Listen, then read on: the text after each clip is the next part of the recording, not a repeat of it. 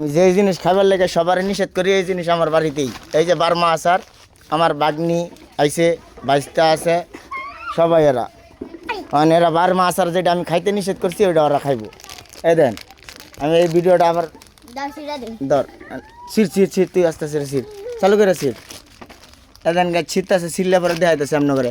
এটা চাটালের মধ্যে কিন্তু শুকায়। এটা বেশ কয়েকটা ভিডিও বানাইছে ভুক্ত অভিদপ্তর থেকে। এদেন এই বড়ের ভিতরে এইগুলো কি দেখেন, এই যে কোষের মতো লেগে যায়। এই দেখেন এটার মধ্যে এত পরিমাণ কেমিক্যাল মারছে যেটার কারণে বাচ্চাদের গলার ক্ষতি, পেটের ভিতর যায় নারের ক্ষতি, এই যে খাওয়ার পরে পেট ব্যথা, এই লাগা রইছে কোষ। বাচ্চা গলে হাসপাতালে দৌড়াদৌড়ি, এইগুলা খায় বাচ্চা কাচ্চা।